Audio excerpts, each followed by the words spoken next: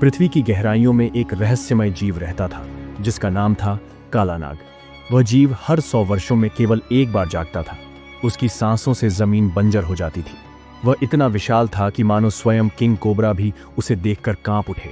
जब भी वह जागता, अनगिनत इंसानों और मवेशियों को निगल जाता था। उसकी आंखों में जो कोई देख लेता, उसका भाग्य ही छिन जाता था। कोई उसे विषधर कहता था, कोई अभिशप्त राक्षस। कहा जाता था कि उसे कोई मार नहीं सकता। लेकिन क्या हुआ जब 100 वर्षों बाद काला नाग के सामने प्रकट हुए महाराजा विक्रमादित्य? क्या विक्रमादित्य का भी वही हश्र हुआ जो बाकी लोगों का हुआ था?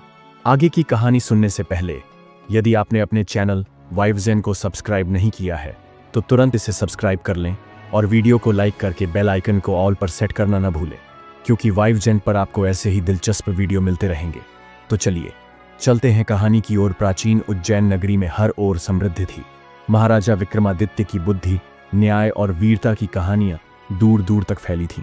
एक दिन दरबार में एक साधु आया। उसके चेहरे पर भय और चेतावनी थी। उसने कहा, राजन, दक्षिण की पहाड़ियों में एक काला नाग जाग चुका है जो न केवल जहर उगलता है बल्कि भाग्य भी चुरा लेता है।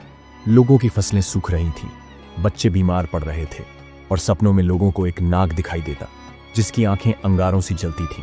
विक्रमादित्य ने बिना देर किए अपने प्रिय खड्ग और योगबल से युक्त रुद्राक्ष लेकर दक्षिण की ओर प्रस्थान किया। रास्ते में उन्हें एक वृद्धा मिली जो अंधी थी। वह बोली, राजन, काला नाग को बल से नहीं, बुद्धि और करुणा से हराया जा सकता है। वह एक शापित देवता है, न कि केवल नाग। राजा को यह बात चुभी, लेकिन उसने गांठ बांध ली।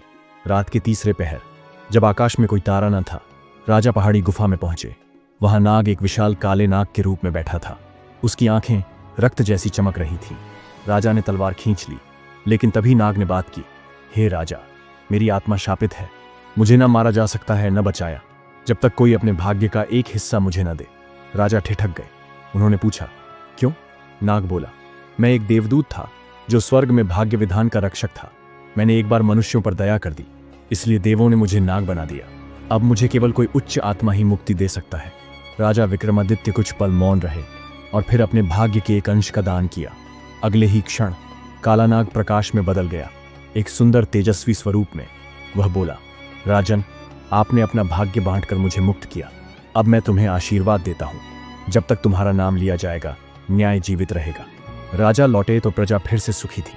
फसलें लहलहा उठीं, बीमारियां दूर हुईं और सपनों में अब एक तेजस्वी नाग दिखाई देता जो सिर्फ उनकी रक्षा करता था।